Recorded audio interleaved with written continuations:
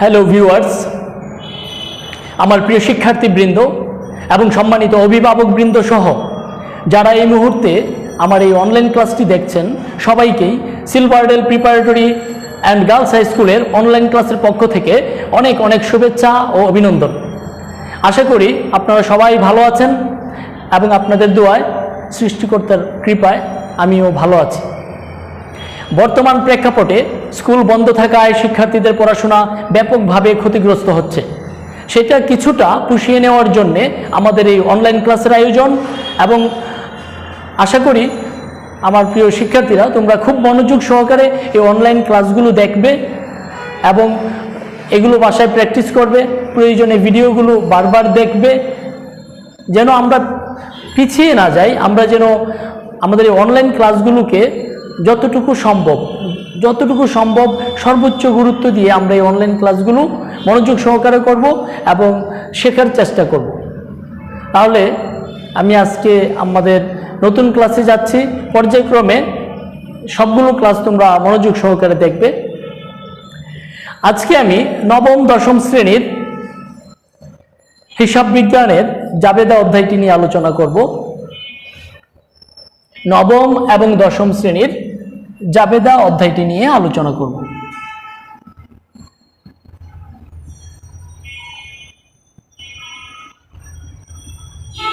এখানে আমাদের একটু জানতে হবে যে জাবেদা বলতে কি বোঝায়, জাবেদা কেন প্রস্তুত করা হয়, এগুলো আমরা একটু জানব।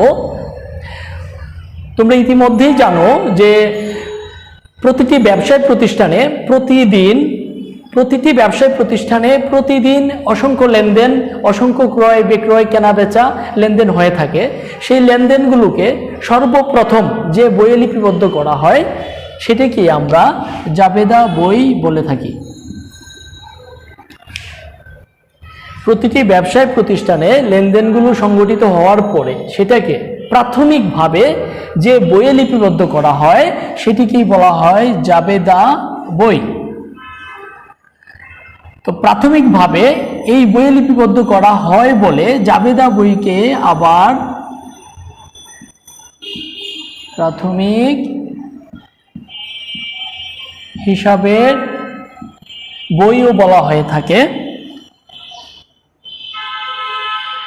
এবং প্রতিটি লেনদেন থেকে লেনদেনগুলোকে জাবেদায় লিপিবদ্ধ করা হয় বলে সেটাকে আবার দৈনিক হিসাবের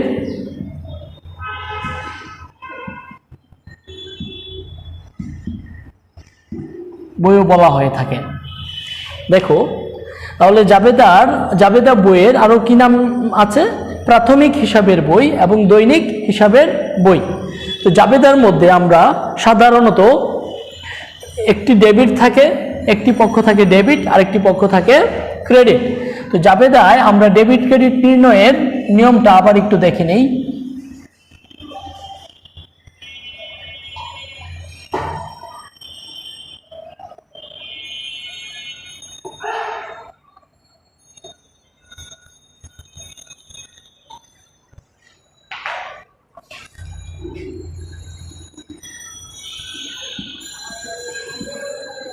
সম্পদ,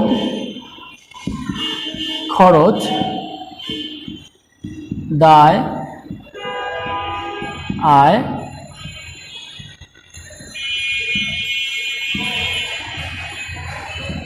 মালিকানা সত্ত্ব।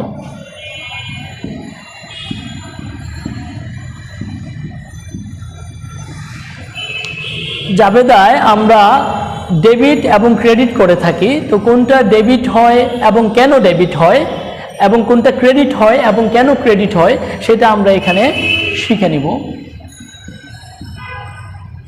জাবেদার নিয়ম। তো এই জাবেদার নিয়মটার মধ্যে এই পাঁচটা জিনিসকে আমরা দুইটা ভাগে ভাগ করব। জাবেদার নিয়মটাকে আমরা দুইটা ভাগে ভাগ করব, যে সম্পদ আর খরচ এটা একটা গ্রুপে, আর দায়, আয়, মালিকানা সত্ত্ব এটা আরেকটা গ্রুপে। সম্পদ আর খরচ, আমাদের ব্যবসায়ে সম্পদ আর খরচ যদি বৃদ্ধি পায় তাহলে ডেবিট হয়, আর সম্পদ আর খরচ যদি হ্রাস পায়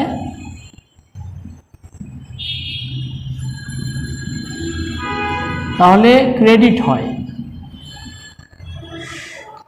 সম্পদ এবং খরচ যদি বৃদ্ধি পায় তাহলে ডেবিট হয়, এবং সম্পদ আর খরচ যদি হ্রাস পায় মানে কমে যায় তাহলে ক্রেডিট হয়। তাহলে আমরা দেখব দায়, আয়, মালিকানা সত্ত্ব এইগুলো যদি বৃদ্ধি পায় তাহলে ক্রেডিট হয়। দায়, আয় এবং মালিকানা সত্ত্ব যদি বৃদ্ধি পায় তাহলে ক্রেডিট হয়, আর দায়, আয়, মালিকানা সত্ত্ব যদি হ্রাস পায় তাহলে ডেবিট হয়। আমরা আবারও নিয়মটা একটু দেখে নিব, কারণ এই নিয়মটা যদি আমাদের মাথায় থাকে তাহলে আমরা খুব সহজেই ডেবিট এবং ক্রেডিট নির্ণয় করতে পারব। তো এখানে সম্পদ আর খরচ যদি বৃদ্ধি পায় তাহলে ডেবিট হয়, এবং সম্পদ আর খরচ যদি হ্রাস পায় তাহলে ক্রেডিট হয়। দায়, আয়, মালিকানা সত্ত্ব এই তিনটা যদি বৃদ্ধি পায় তাহলে ক্রেডিট হয়। দায়, আয়, মালিকানা সত্ত্ব এই তিনটা যদি হ্রাস পায় মানে এই তিনটা যদি কমে তাহলে ডেবিট হয়। তোমরা আবারও নিয়মটা একটু পড়ে নাও, নিয়মটা একটু রিভিশন দিয়ে নাও।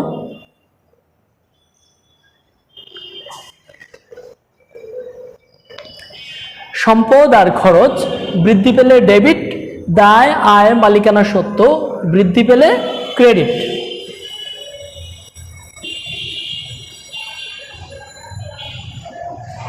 তোমরা একটু ধৈর্য সহকারে মনোযোগ দাও, মনোযোগ দিলে তাহলে তোমাদের দেখবে পুরো চ্যাপ্টারটা খুব সুন্দরভাবে তোমাদের একটা খুব ভালোভাবেই তোমরা জাবেদার নিয়ম এবং জাবেদা প্রস্তুত করতে পারবে।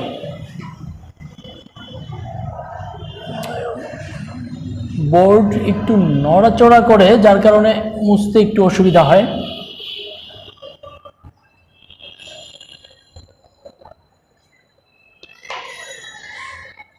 এবার আমরা 1 নম্বর নিয়মটা থেকে একটু শিখব। সম্পদ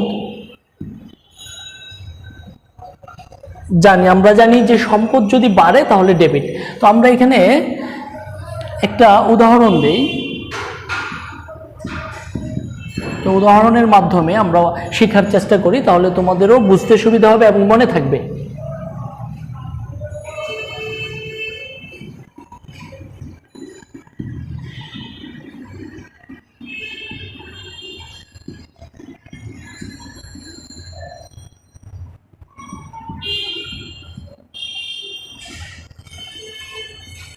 দালান কোঠা, আসবাবপত্র,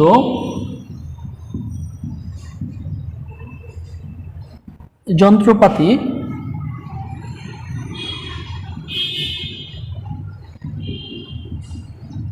কম্পিউটার,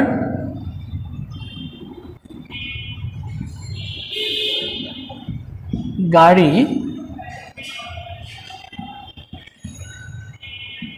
নগদ টাকা বা ব্যাংকে জমানো টাকা। দেখো আমরা সম্পদ বলতে কোনগুলোকে বুঝে থাকি, যে দালান কোঠা, আসবাবপত্র, কম্পিউটার, গাড়ি, যন্ত্রপাতি বা মেশিন, সরঞ্জাম, বিল্ডিং, মানে যেগুলো থেকে আমরা দীর্ঘদিন সুবিধা ভোগ করে থাকি বা যেগুলো থেকে আমরা ব্যবসায়ে দীর্ঘদিন ব্যবহার করতে পারি, যেগুলো আমাদের অনেক দিন সুবিধা প্রদান করে থাকে, সেগুলোকে আমরা সাধারণত সম্পদ হিসেবে বিবেচনা করে থাকি। তো সম্পদগুলো কি কি আমরা আবারও একটু দেখে নেই। যেমন দালান কোঠা হতে পারে আসবাবপত্র, যন্ত্রপাতি, কম্পিউটার, গাড়ি, নগদ টাকা, ব্যাংকে জমানো টাকা, ইজারা সম্পদ, সুনাম, এগুলো হচ্ছে সম্পদ। এবার আমরা 2 নম্বরে খরচ। আমরা খরচের কয়েকটা উদাহরণ দেখি। বেতন, দোকানের ভাড়া, বিক্রয় কর্মীর কমিশন, বীমা, বিদ্যুৎ, গ্যাস বিল,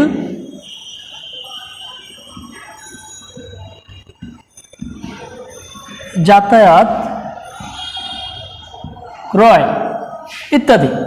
এরকম অনেক খরচ আছে। তো খরচের উদাহরণগুলো আমরা আবারও একটু দেখে নেই।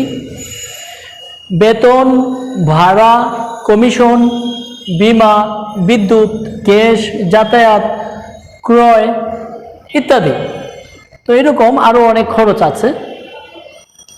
এবার আমরা 3 নম্বরে একটু আয়গুলো কি কি একটু দেখে নেই।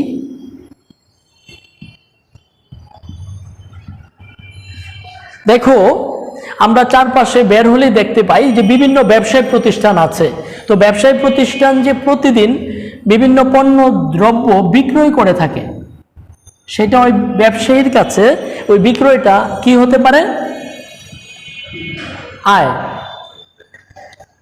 আবার ব্যাংকে যদি জমা টাকা থাকে, ব্যাংকে টাকা জমা থাকলে ব্যাংক জমার সুদ, এটা কি হবে? আয়। তারপরে আমরা যদি কোথাও বিনিয়োগ করি, বিনিয়োগের সুদ, সেটা কি হবে? আয়। তো এরকম অনেক জায়গা থেকে আমাদের আয় হয়ে থাকে। এবার আমরা 4 নম্বরে একটু জানবো দায়গুলো কি কি, বা দায় বলতে কি বোঝায়। এখানে সম্পদ, খরচ, আয় এগুলো আমাদের খুবই পরিচিত শব্দ, কিন্তু দায় কারো কাছে একটু অপরিচিত মনে হতে পারে। দায় হলো যা আমাদের পরিশোধ করতে হবে, যা আমাকে পরিশোধ করতে হবে, মানে যেটা আমাদের প্রদান করতে হবে, হ্যাঁ, সেটাকে বলা হয় দায়। মানে যেটাকে বলা হয় ঋণ বা তোমার অন্য কারোর দাবি, সেটাকে বলা হয় দায়। যেমন আমরা যদি ব্যাংক থেকে ঋণ নেই বা লোন নেই, সেটা কি বলবো? দায়। কারণ ব্যাংক থেকে যদি আমরা ঋণ নেই, তাহলে ঋণটা প্রদান করতে হবে নাকি হবে না? হ্যাঁ, অবশ্যই ব্যাংক থেকে যদি আমরা ঋণ নেই, তাহলে ব্যাংক ঋণটা প্রদান করতে হবে। তো ব্যাংক ঋণটা হচ্ছে দায়। আবার আমরা যদি কারো কাছ থেকে বাকিতে কোনো কিছু ক্রয় করি, বাকিতে যদি কোনো কিছু ক্রয় করি আমরা, তাহলে সেটা কি হবে? দায়।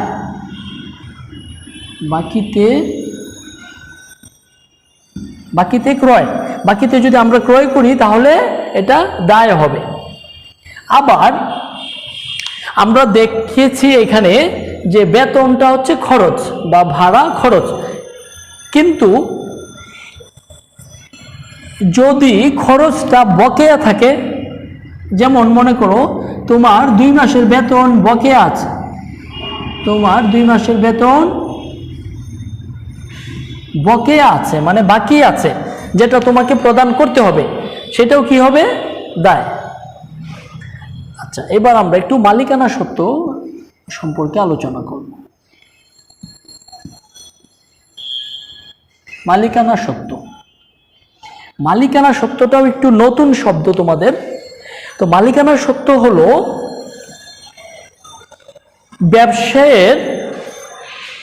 ব্যবসায়ের উপর মালিকের যে অধিকার, সেটাকেই বলা হয় মালিকানা সত্ত্ব। যেমন প্রতিটা ব্যবসায়েরই একজন মালিক আছে, এবং ওই ব্যবসায়ের যদি লাভ হয় বা মুনাফা হয়, তাহলে ওই ব্যবসায়ের মুনাফাটার উপর কার অধিকার থাকে? একমাত্র ওই ব্যবসায়ের মালিকের অধিকার থাকে। তো এই অধিকারটা কি বলা হয়? মালিকানা সত্ত্ব। যেমন ব্যবসায়ে যদি অতিরিক্ত মূলধন বিনিয়োগ করা হয়, মূলধন বা অতিরিক্ত মূলধন, বা ব্যবসায়ে যদি মালিক বিনিয়োগ করে, ব্যবসায়ে যদি মালিক বিনিয়োগ করে আবার, তাহলে সেটা কি হবে?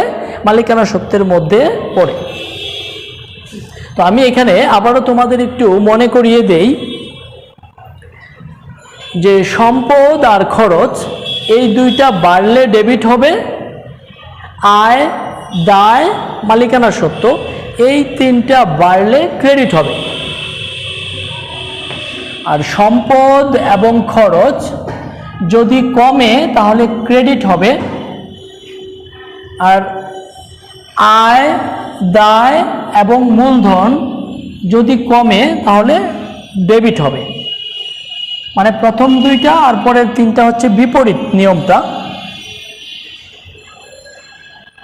সম্পদ আর খরচ বাড়লে ডেবিট আর অন্যগুলো বাড়লে ক্রেডিট। সবাই একটু ধৈর্য সহকারে নিয়মটা একটু ভালোভাবে বোঝার চেষ্টা করো, আশা করি সবাই বুঝতে পারবে। এবার আমরা জাবেদা শুরু করব। তো জাবেদার ঘরটা আমি প্রথমে একটু প্রস্তুত করি।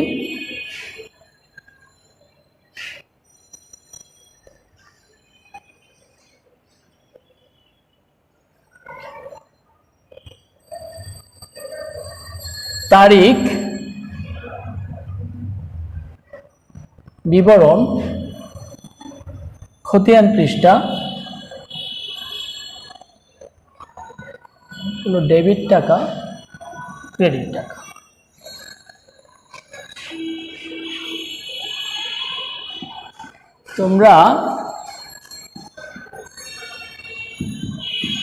তোমরা তোমাদের খাতায় পুরো পৃষ্ঠা নিয়ে এরকম একটা ছক আঁকো।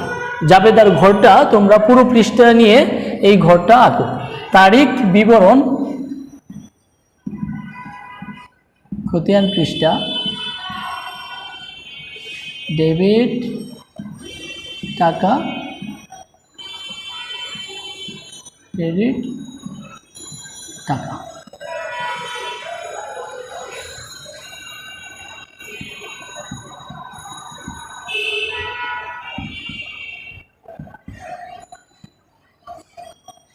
এই যে ঘরটা প্রস্তুত করলাম এটা হচ্ছে জাবেদার ঘর। এখানে জাবেদার ঘরগুলো কি কি? তারিখ, বিবরণ, খতিয়ান পৃষ্ঠা, ডেবিট টাকা, ক্রেডিট টাকা। তাহলে কয়টা ঘর হলো টোটাল? তারিখ, বিবরণ, খতিয়ান পৃষ্ঠা, ডেবিট টাকা, ক্রেডিট টাকা। তাহলে কয়টা ঘর হলো? একটা, দুইটা, তিনটা, চারটা, পাঁচটা ঘর। তো তোমরা সবাই খাতায় এই ঘরটা সুন্দর করে উঠাও।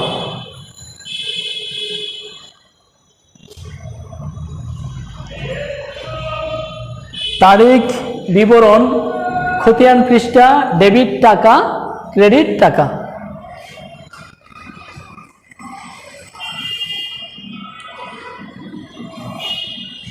এবার আমি একটা উদাহরণ প্রদান করি, তোমাদের একটা উদাহরণ দেই।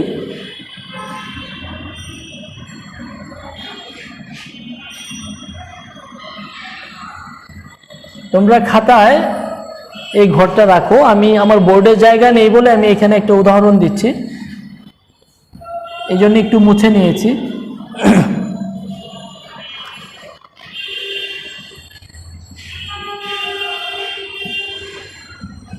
ব্যাংকে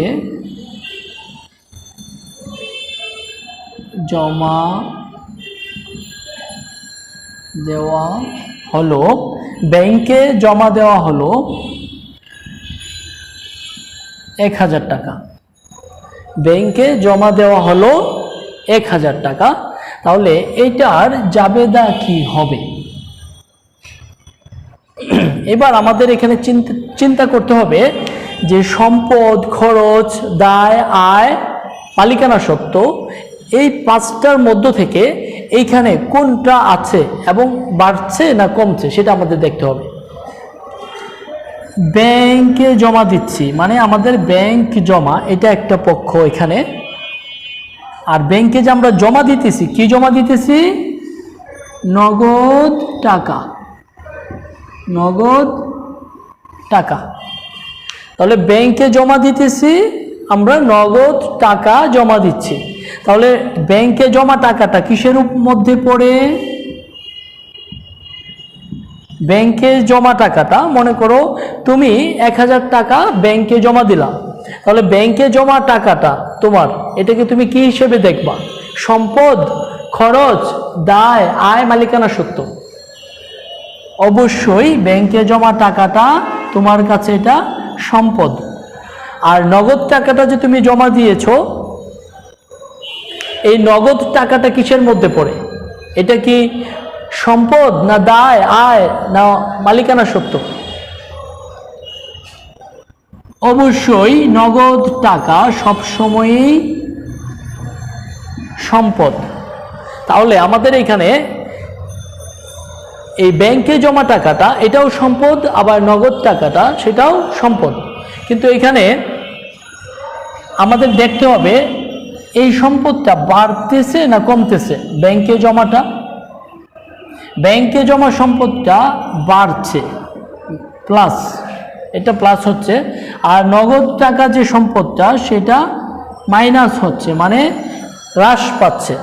তাহলে আমরা জানি সম্পদ বাড়লে ডেবিট, সম্পদ কমলে ক্রেডিট। তাহলে এখানে কোন সম্পদটা বাড়তেছে? ব্যাংকের টাকাটা। তা ধরে নাও এটা 2020 সালের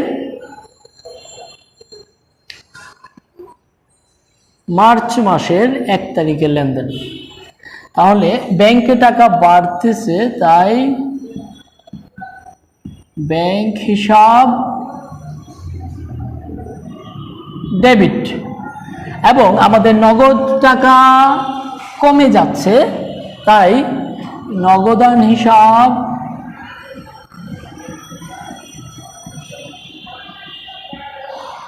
ক্রেডিট। কত টাকা ছিল? 1000 টাকা। ডেবিটেও 1000, ক্রেডিটেও 1000।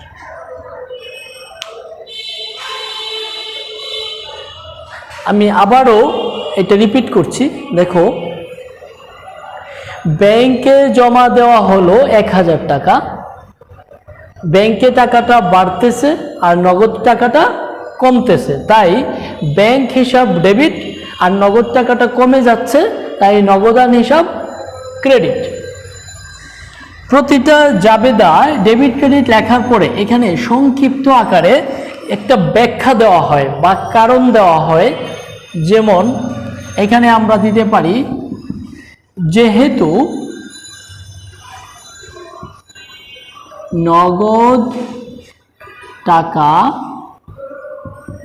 ব্যাংকে জমা হলো, যেহেতু নগদ টাকা ব্যাংকে জমা দেওয়া হলো। এইভাবে আমি পরবর্তী উদাহরণগুলো যেমন আলোচনা করব, তোমরা নিচে নিচে লিখে নিবা। আমি হয়তো মুছে ফেলবো, কিন্তু তোমরা সবগুলো খাতায় ঠিকভাবে নোট করে রাখবা।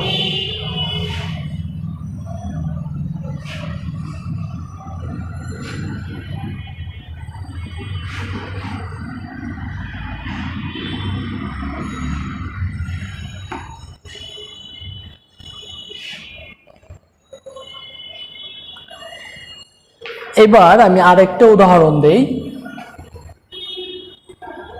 এটা 2 নাম্বার দিলাম। আসবাবপত্র ক্রয় 20,000 টাকা। আসবাবপত্র ক্রয় 20,000 টাকা। আসবাবপত্র ক্রয় করায় আসবাবপত্র বাড়বে না কমবে? একটু চিন্তা করে দেখো তো। আসবাবপত্র ক্রয় করায় আসবাবপত্র বাড়বে না কমবে? আসবাবপত্র ক্রয় করলে অবশ্যই আসবাবপত্র বাড়বে। তাহলে আসবাবপত্র ক্রয় করলে আরেকটা জিনিস কমতেছে, কোনটা কমতেছে একটু চিন্তা করো তো।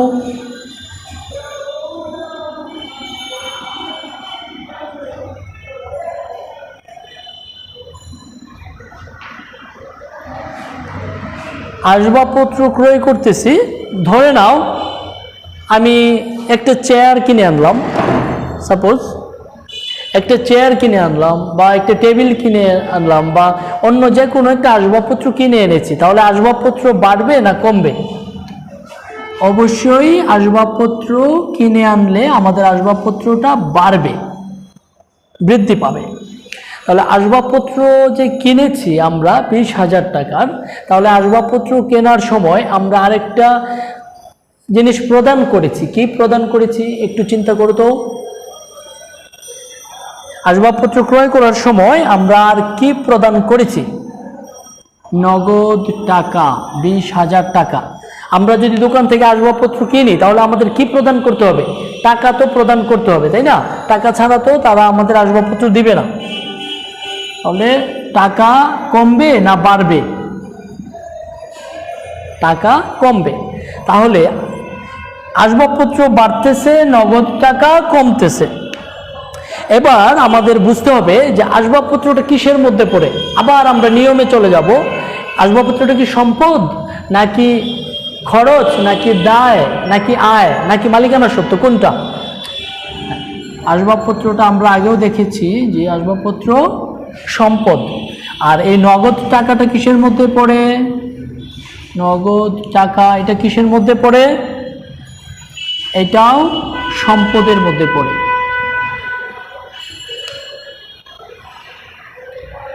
আমরা আসবাবপত্র ক্রয় করেছি 20,000 টাকার, আসবাবপত্র বাড়তেছে, নগদ টাকা কমতেছে।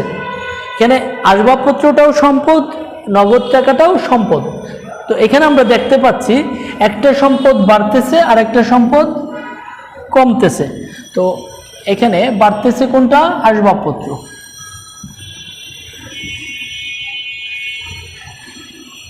আসবাবপত্র হিসাব ডেবিট আর নগদ টাকা কমতেছে, তাই নগদান হিসাব ক্রেডিট।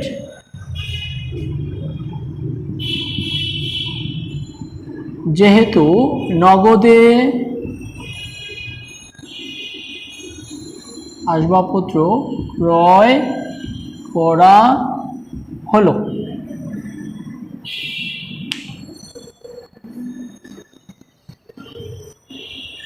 আসবাবপত্র ক্রয় 20,000 টাকা, আসবাবপত্র হিসাব ডেবিট, নগদান হিসাব ক্রেডিট। যেহেতু নগদে আসবাবপত্র ক্রয় করা হলো। এবার আমি একটু চেঞ্জ করে দেই। 3 নম্বর উদাহরণে যদি আমি দেই আসবাবপত্রের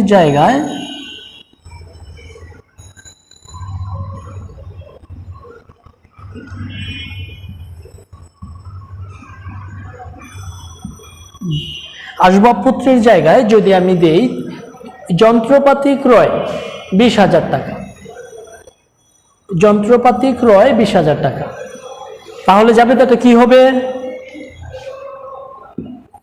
3 নম্বরে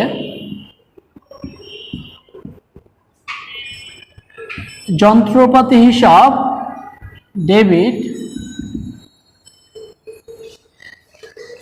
ওইখানে আমরা আসবাবপত্র ক্রয় করেছিলাম, আসবাবপত্র বৃদ্ধি পেয়েছে। এখানে আমরা যন্ত্রপাতি ক্রয় করতেছি, তাহলে যন্ত্রপাতি বৃদ্ধি পাবে, তাই যন্ত্রপাতি হিসাব ডেবিট, নগদান হিসাব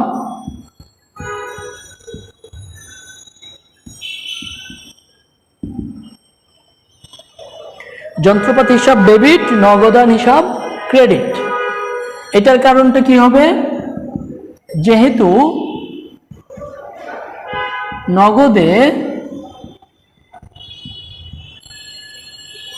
যন্ত্রপাতি ক্রয় করা হলো,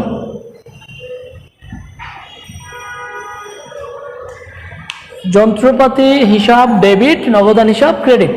এখানে যন্ত্রপাতিটা সম্পদ, এটা বৃদ্ধি পাচ্ছে তাই ডেবিট, নগদ টাকাটাও সম্পদ, এটা হ্রাস পাচ্ছে তাই নগদান হিসাব ক্রেডিট।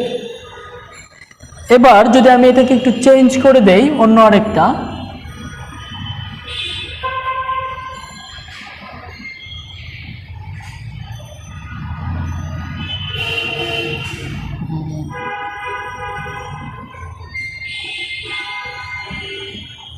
ভূমি, ভূমি মানে জমি, ভূমি বা জমি ক্রয়, ভূমি বা জমি ক্রয়, তাহলে এটা কি হবে?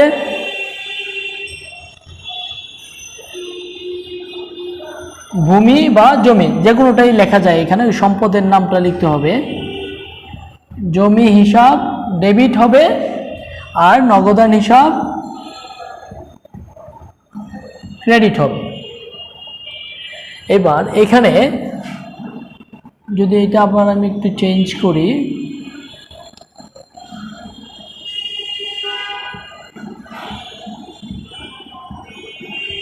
কম্পিউটার ক্রয়,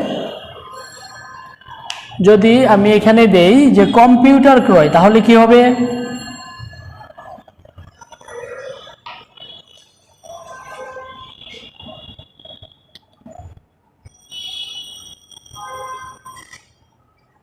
চার নম্বরে কম্পিউটার ক্রয়, তাহলে এটা হবে কম্পিউটার হিসাব ডেবিট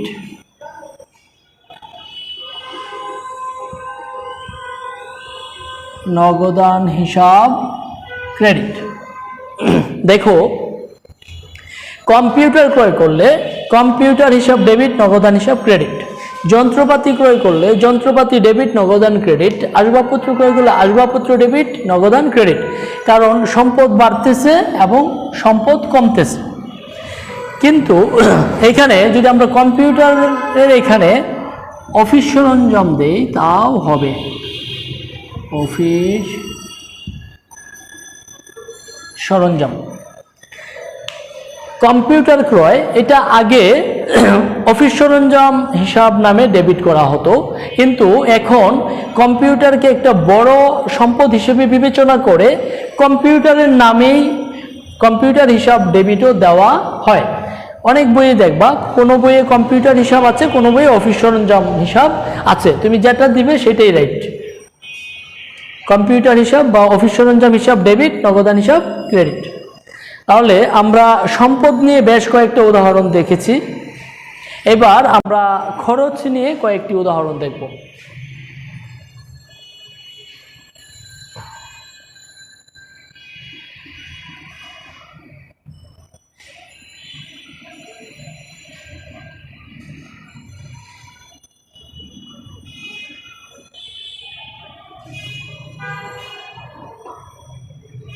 এবার আমরা খরচের কয়েকটি উদাহরণ দেখব, যে খরচের জাবেদাগুলো আমরা কিভাবে লিপিবদ্ধ করব।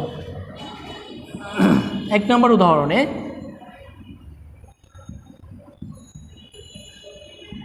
বেতন প্রদান 5,000 টাকা। মনে করো তুমি একজন ব্যবসায়ী, তুমি তোমার কর্মচারীকে বেতন প্রদান করলে 5,000 টাকা। তো 5,000 টাকা বেতন প্রদান করলে এই বেতনটাকে তুমি কি হিসাবে বিবেচনা করবে? এটা কি সম্পদ নাকি খরচ? অবশ্যই খরচ। তো বেতন প্রদান করলে খরচ তোমার বাড়ছে না কমছে? খরচ বৃদ্ধি পাচ্ছে বা বাড়ছে। এবার তুমি যে টাকাটা প্রদান করলে এই 5,000 টাকাটা তোমার বাড়তেছে না কমতেছে? টাকাটা 5,000 টাকা তোমার কমে যাচ্ছে। এবার বেতনটা খরচ, টাকাটা কিসের মধ্যে পড়ে? টাকাটাই আমরা আগের উদাহরণগুলোতে দেখে আসছি, আমরা নগদ টাকাটাকে সম্পদ হিসেবে বিবেচনা করে থাকি। তাহলে এখানে খরচ বৃদ্ধি পাচ্ছে আর সম্পদ হ্রাস পাচ্ছে। তো খরচ যদি বাড়ে, আমরা একটু আগে নিয়মে দেখেছি খরচ বাড়লে ডেবিট আর সম্পদ কমলে ক্রেডিট। গুড। তাহলে এটার জাবেদা হবে বেতন হিসাব ডেবিট, আর নগদ টাকা কমে যাচ্ছে বেতন প্রদানের সময়, তাই নগদান হিসাব ক্রেডিট।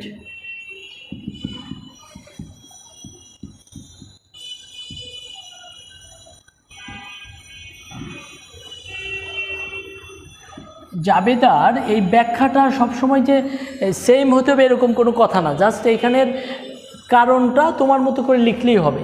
সবসময় যে একই রকম হতে হবে বা বইয়ের মতো হতে হবে এরকম কোনো নিয়ম নেই। এবার আমি এটাকে একটু চেঞ্জ করে দেই, বেতনের জায়গায় আমি মনে করো দোকান ভাড়া বা তোমার অফিসের ভাড়া, যে ভাড়া প্রদান 5,000 টাকা, এটার জাবেদা কী হবে? ভাড়া হিসাব ডেবিট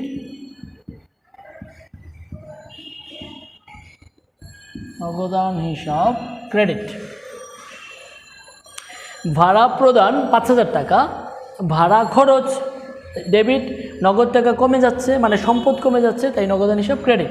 এটার কারণটা হবে নগদে ভাড়া প্রদান করা হলো, এটার কারণ হবে নগদে ভাড়া প্রদান করা হলো। এবার আমি যদি নামটা আর একটু চেঞ্জ করে দেই, খরচের নামটা যে কমিশন প্রদান, কমিশন প্রদান 5,000 টাকা, তাহলে এটার জাবেদা কী হবে? কমিশন প্রদান 5,000 টাকা, কমিশন হিসাব ডেবিট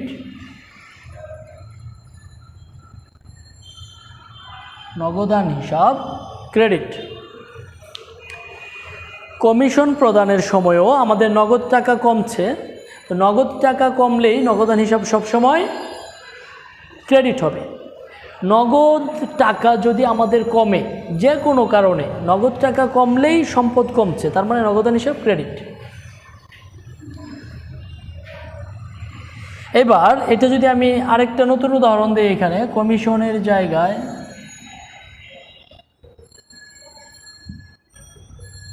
বিমা সেলামি প্রদান বা বিমা প্রিমিয়াম প্রদান,